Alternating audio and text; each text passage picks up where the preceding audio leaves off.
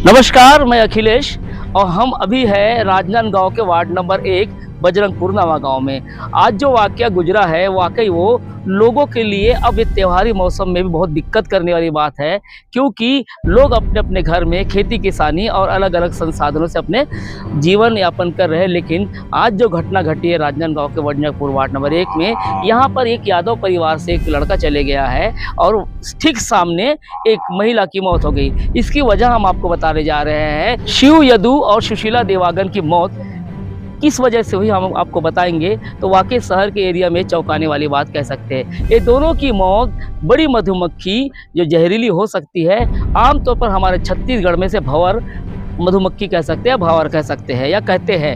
तो आज 5 से 7 लेडीज़ अपने दिनचर्या के हिसाब से काम पे गए थे। उनमें वो भी थी जिनकी मौत हो गई और उनके साथ जिसकी और मौत हुई है उनकी मम्मी भी गई थी, यानी कि यादव जी की। तो जब वो गए और ठीक खेतों में उतरने के पहले कपड़े चेंज करते हैं ताकि हाथों को बचाया जा सके और साथ में कपड़ों को बचा सके, और दिन भर उसी खेत में पानी में काम करते हैं। अब आते हैं नई बात पे कि इसी दौरान 2-4 बड़ी बड़ी मधुमक्खी आई हो, जिसको भंवर मधुमक्खी कहते हैं।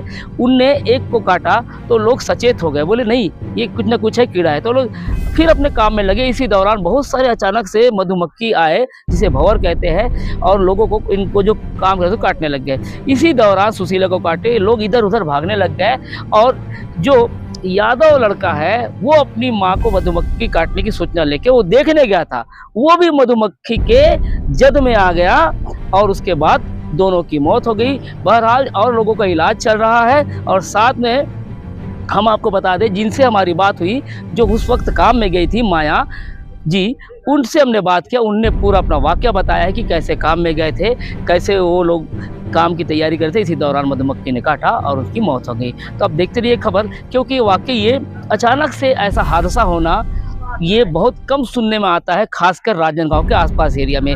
जंगलों के एरिया में सुनने में आता था एक अलग बात है, लेकिन राजनांदगांव के एरिया में अगर किसी मधुमक्खियाँ अगर ठीक शहर से लगे वार्ड में आ रहे हैं, मतलब वो शहर में कभी भी एंटर कर सकती है। तो इसके लिए जो सरकारी अमला है क्या तैयारी करेगा हमें नहीं पता, लेकिन जानकारी पहुंचाना हमारा काम था, हम आपको पहुंचा रहे हैं। 9:30 बजे से घर से निकले हैं, 10 बजे पहुँचे हैं। थैला बसला रखे रहे, ओकर बाद जून के जुमई से हमन खेत में गोल्डन 2 झन मन सब मन इधर इधर भागी, 3 झन रिश्ते मन है। ओकर बाद रेलवे कैसे आवत मोर खुद पता नहीं है। मधुमक्खी लोग खेत गए थे निराई करने, तो उसके बाद में हम लोग 10 बजे गए, 9:30 बजे निकले घर से, 10 बजे तक के खेत में पहुंचे। उसके बाद में गए और मेड़ में हम लोग पाल के ऊपर थैले रखे और बस कपड़े पहनेंगे, शर्ट वो जो ले जाते हैं वो, और उतरेंगे ऐसे करके। उसमें ना 2-3 ऐसी मक्खी दिखी हमको।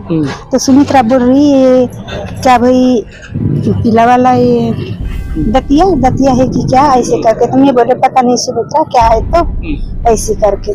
तो फिर वो पार्वती कपड़े पहन रही थी, तो क्या भाई उसके सामने आई तो हट ऐसे करके बोली। उसके बाद में हम बहुत सारी कहाँ से आई किधर से आई उसको नहीं देखे हम लोग। सभी को काटे?